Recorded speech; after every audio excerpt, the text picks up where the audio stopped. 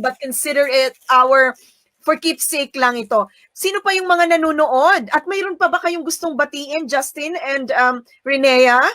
I think we've seen, do you know Victoria from The Voice Kids, one of the finalists? I think I saw her mum watching, so I want to say Oh, Victoria Alcina. yes. Hi, Victoria Alcina. She will be joining One You Connect next week. So we will have her on the show. So, Justin, tanong ko lang, yung mga kasama sa mga British Pinoy at saka Irish Pinoy na kasama sa The Voice Kids, magkakakilala kayo? Yes, so I think when we went onto the show, but we became friends with Josh, especially because he was in my team, so we spent more time with them.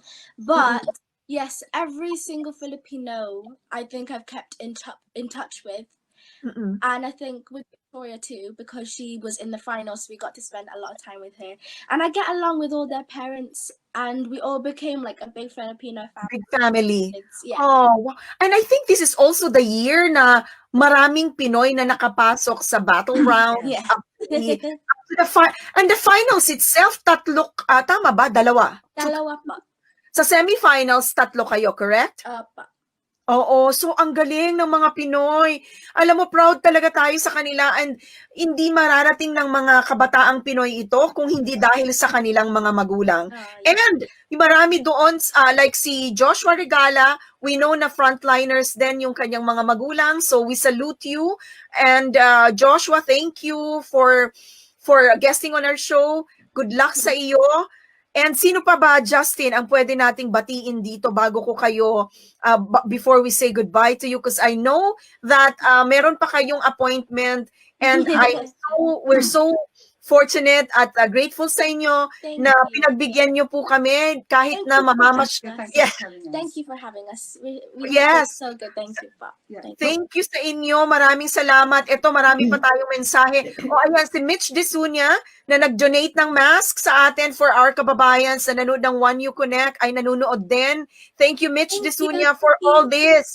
Maraming salamat kasi may iba talaga, malaki din yung difference if you're wearing a mask na hindi yung para kang pupunta ng ospital. So malaki boost sa yung fashion statement. So there you go. Thank you, Mitch. Ipapadala natin ito doon sa mga mapipili natin na dalawa na greeters ng One You Connect. So, Rose, sorry, Rose. Let's go ahead. Something. I just like to say thank you for my cousin who lives in Wolverhampton, Grace Tusi. She's watching at the moment. We've got some friends from Swansea as well, Lucinda Flores and Leo Ginto, they're watching, and Rodel Visponte. I've just saw them. Ay, salamat po sa panunood ninyo, mga taga Swansea, Wales. You know yung kasabihan na it takes a village to raise a child. I think for the Filipino community, it's so true kasi yung mga events po natin like yung singing contest, mga barrio fiesta natin, maliit o malaki, it provides a platform for the kids to develop their talent. At syempre, dahil nasa community, sa Filipino community tayo, ay tumutulong po yung mga kababayan natin. Masipag silang mag-promote ng Filipino talents. At dyan sa The Voice Kids na yan, marami tayong natatanggap na mensahe to promote, to support yung mga British Pinoy na kasali. So maraming salamat po sa Filipino community all over UK and all over the world na sumuporta po kay Justin. Maging doon sa mga, maraming salamat sa inyo. Si Mabuhay ang Afante family from our associate producer, Jay. Nanunood din ang aking napakagandang kumare, Marites Allen. Thank you for watching. Thank you. Sa UK ngayon. And yung mga hindi po natin nabati na mga taga Swansea, Wales at mga kamag-anak, kaibigan ni Justin, maraming salamat po sa inyo for supporting Justin and for tuning into the show. Kaya lang, limitado po yung oras natin, kaya meron pa po tayong isang segment, Immigration 101. So Justin, siguro kung may maidadagdag ka pa, ang tanong ko sa iyo at sa mami mo, ano yung takeaway mo? What have you learned dito sa journey mo sa The Voice Kids UK that you would like to share sa mga kababayan natin, especially yung mga kabataan na gusto rin marating kung ano yung narating mong success? I think, but the main thing that I learned from the show is confidence. Confidence, believing myself, knowing that I can do it. And it feels even more special that celebrity coaches have told me that I can.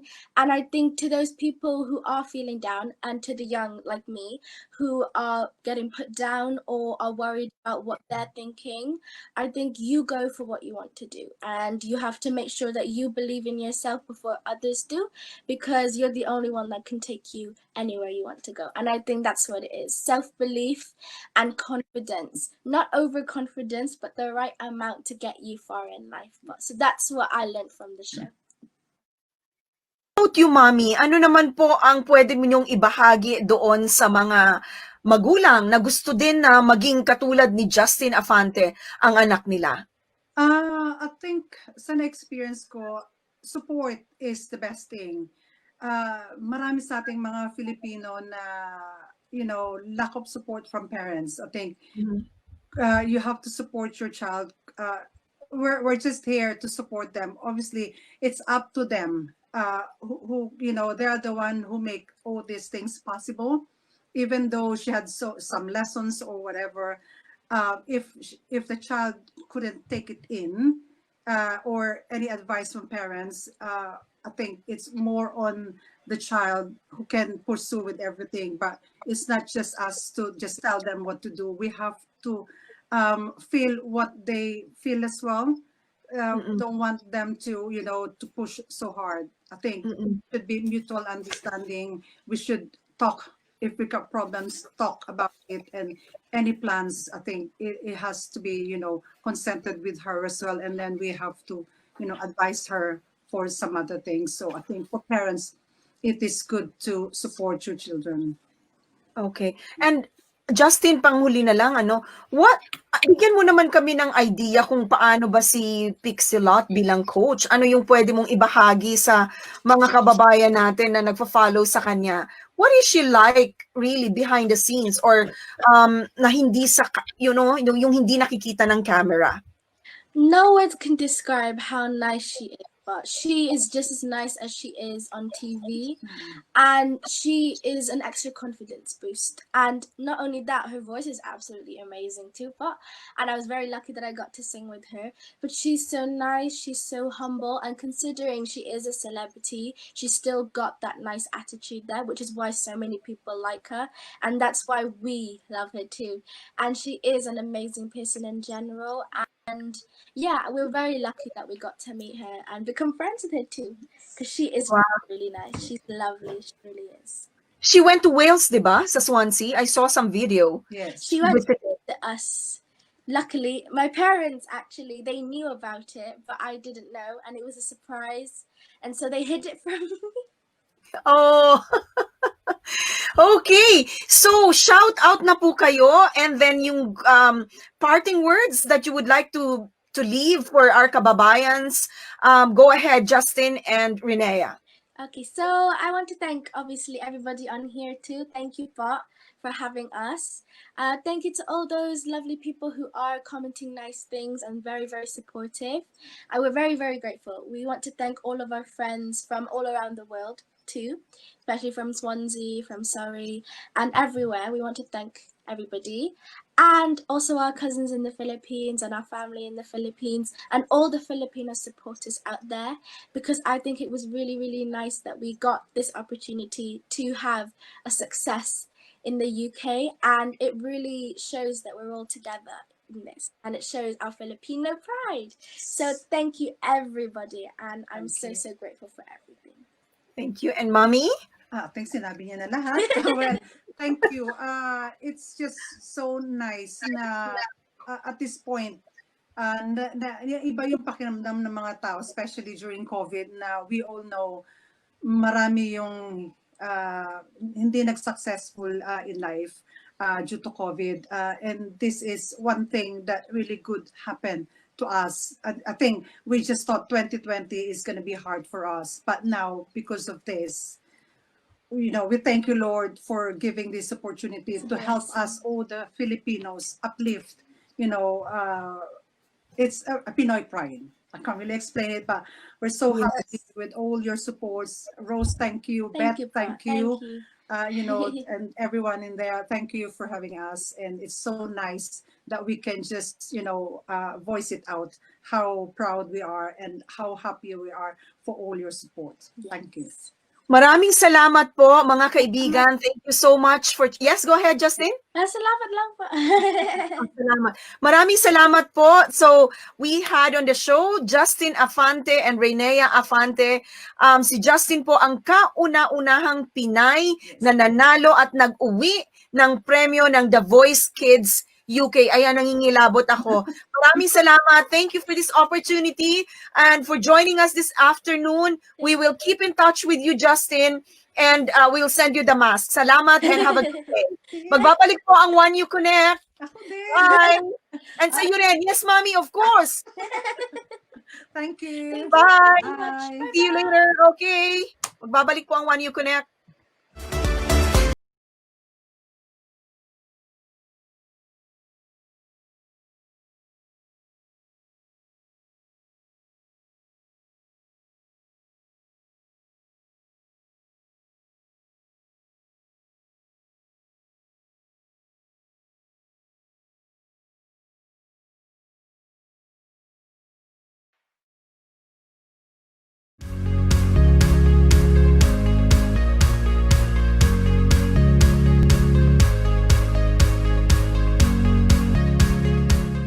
Yes, we're back on One You Connect.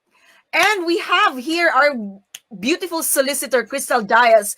Crystal, please take it away. Medyo a little bit overtime tayo kay Justin kasi ang daming greetings sa kanya, ang daming mga pagbati, ang daming congratulations. And of course, we're keen to know yung sekreto ng nanay niya, no? Yung sekreto in raising a child like Justin because mayroon din tayong mga batang anak, 7 years old, 8 years old. And Darcy, your daughter is same age as Justin. Correct.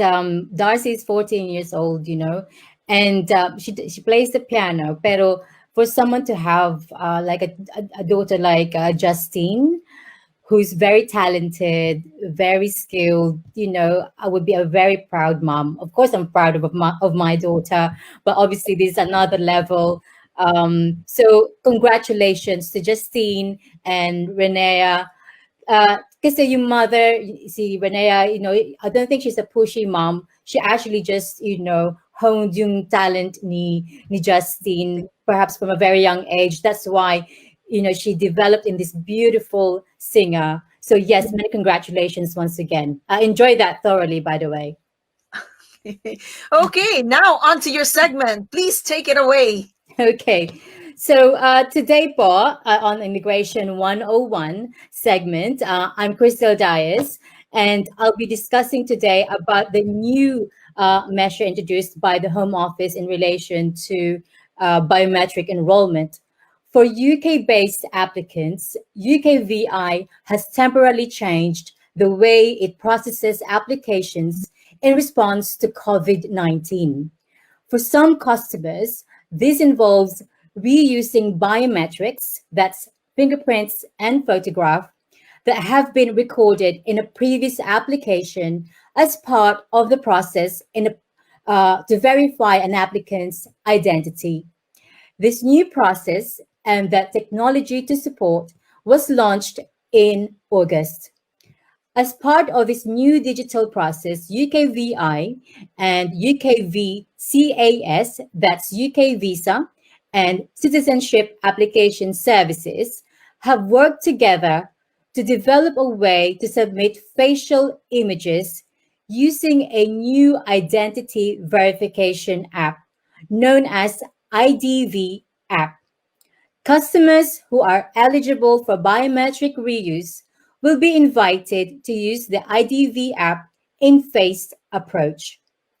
This temporary measure will benefit many customers who have been affected by COVID-19, related closures of UKVCAS service points, and the reduced capacity of those that have reopened since March this year. One of the customers is my guest today. Her name is Risa Basa. Hello, Risa. Are you there? So, Risa, good afternoon po, and thank you very much for joining us here today on Sunday. You're very welcome. And you've been very patient po, waiting for your turn. So, but I asked you today because you were selected to use the IDV app. So, how are you today po, first of all? Very well po. Thank you po. Thank you din po for inviting me to share my experience about using the new app. Yes. Well, it is a very exciting new measure na in-undertake ng Home Office because of the COVID-19 situation dito sa UK. So, I'd like to ask po, kailan kayo dumating dito sa UK? That was 10 years ago po, so 2010. Okay. So, meron na po ba kayong partner dito sa UK? Yes po. And you have children, ho? Yes po. I have 2 children po. Yung panganay ko po is 4 years old and the youngest is 2 years old. Oh, kumakanta din po ba sila? Katulad kay Justin? Yung bunso po, baka po sakali. Well, you would know straight away kung meron silang talent, di ba? Okay po. As you know, 2020, lahat po nag-change sa atin because of the pandemic. And yes, explain niyo po sa mga nanonood sa atin po, ano pong experience ninyo during the pandemic? Very challenging. Is hard po kasi po that time during the lockdown, we had all the symptoms except po na fever. Pero po yung daughter ko po, she has a fever. So we managed to see the doctor po nung time na po yun. So the doctor said hindi dapat ko siyang tingnan because we are also trying to protect ourselves and the patient. Pero po tinanggap pa rin po nila yung anak ko po not to check if it's COVID or just the normal flu. So thankfully po sabi nila? Thankfully po is normal flu lang po siya. So hindi po siya COVID. Pero lahat po ng symptoms except nga po ng fever, meron po kaming 4. So especially po for shopping food, my partner luckily have some friends. So they will message us kung ano po yung kailangan namin and then they will just call us kung yung pong food is nasa labas na po. So mahirap po siya.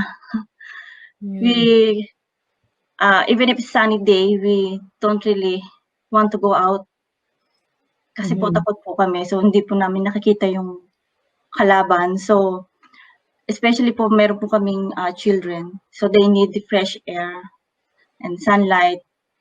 So it's very hard po. Tama po kayo kasi especially kung meron kayong 2 bata, it's hard to keep them indoors. Opo. You know, mga toddlers sila. So kailangan talaga nilang lumabas din, but you have to be very careful. Kasi nga as sinabi niyo yung symptoms sometimes mild lang, sometimes wala talaga, and then you end up being positive ang ano ninyo.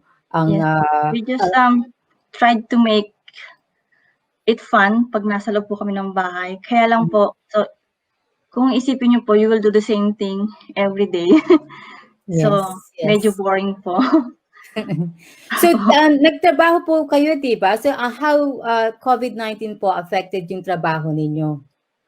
Nag-stop po ako kasi nag-isolate po kami for 14 days. So, stop po ako 14 days. And then, my employer said, it's okay, you can stay for a couple of weeks more. But I'm so lucky po kasi I still get my salary during those times po. So it helps a bit po, but imagining nasa loob lang po kayo ng bahay for 2 months, 3 months is hindi po siya masaya kung yung the term po, hindi po siya masaya. Kasi kailangan po namin ng we are receiving benefits which is helpful po. But we also need to get out, yun po, to get the Para bang new normal